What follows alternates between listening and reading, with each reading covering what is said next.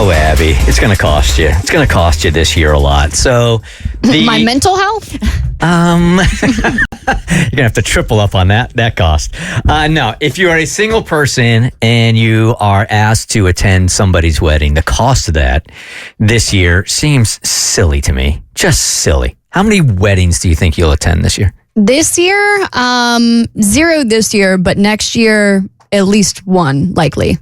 On average, how many times a year do you attend a wedding? Maybe once a year, sometimes twice a year, depends. I feel like it comes in waves. All right, well, if you're single and you're going to attend a wedding, on average now it's going to cost you $461. That's a lot. It seems cheap, honestly. Really? Yeah. Well, because mostly you usually have to travel for the wedding. And so, let's say you have to fly, or best case scenario, you have to drive. So I remember I drove to Jacksonville for a wedding 2 years ago, and that's $100 worth of gas.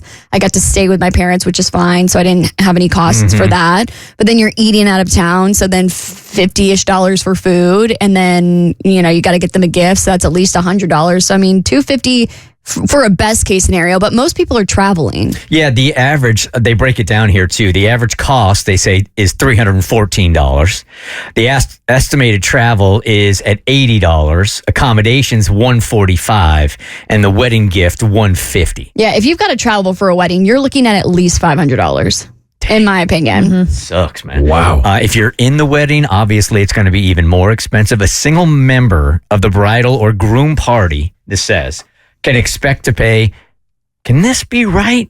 $2,137 to attend both the wedding and a bachelor and bachelorette party? Over $2,000? 100%. And I was just talking to Jackson and Mikey about this yesterday, because Jackson just got back from a bachelor party, and I was going off about how annoying it is when you go on a bachelorette party and then you're expected to split the costs of what the bride has to pay for. You all split the cost of the meal, and you split the cost of her trip to come. I'm like, she's about to get a whole nother income, and she's about to split her expenses, and I'm over here struggling to pay for cat litter. It's ridiculous. $2,000? Y'all better never get divorced.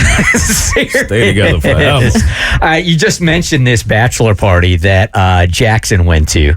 So you have a etiquette question about bachelor parties and backing out of them? Not backing out, just leaving maybe a little early. You ghosted in the middle of the bachelor party? It's one of the signs you get. No.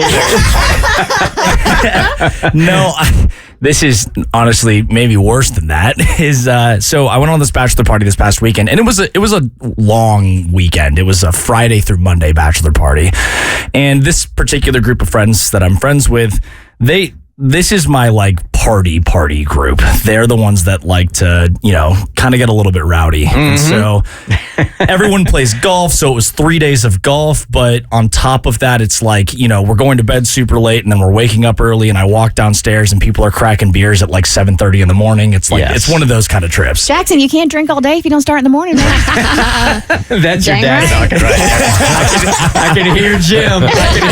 Is it the same for women also?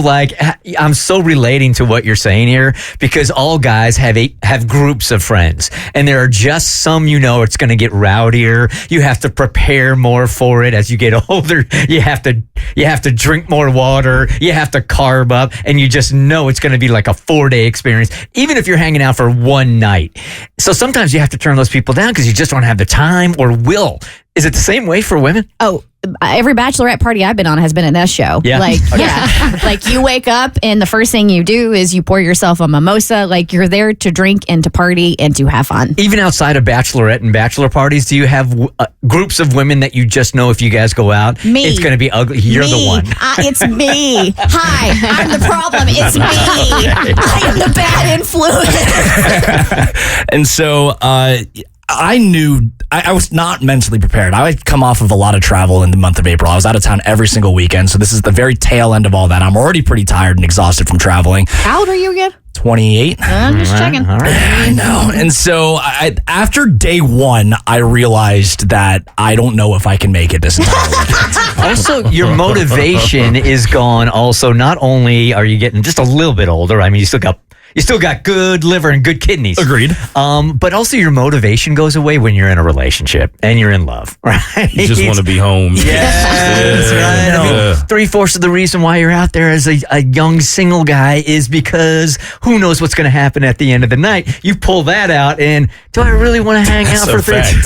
It's like not even worth it anymore. Now, Jackson's complaint feels a little bit like a personal problem because the pros here know how to pace themselves for a 3 to 4 day weekend. Jackson comes back from the bachelor party and he's like, I was easily slamming 30 beers a day.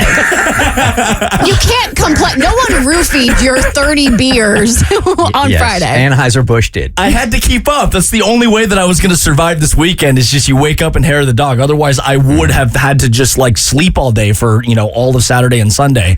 And so Sunday comes around and this bachelor party was in Hilton Head, which is like a 4.5, 5-hour drive with stops. And I'm with a crew that like they go pretty crazy, but all of them collectively hungover is a bad place to be around. And so on How many dudes are we talking about again? there were 11 people. Damn. Wow. Okay, that's rough. all right, let's go. And so on Sunday, I'm like really thinking about it and I'm getting like a bunch of like hangover anxiety about the drive the next day. It's the worst. So a drive that long with a hangover. Ooh. There's only one place that's worse, and that's a plane, but a car filled with friends that are loud also. Oh, no. Man. So I decided to take the lesser of two evils, which maybe is against what you think, and I pulled up the old Delta app and I booked a flight for the next day and flew home by myself.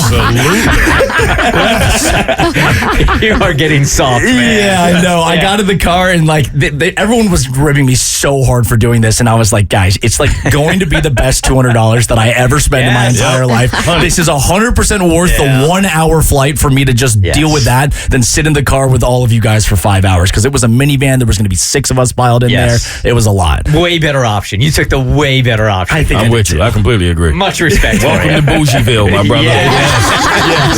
You have officially become soft. Today is the day, man. Sign me up. The Bert Show.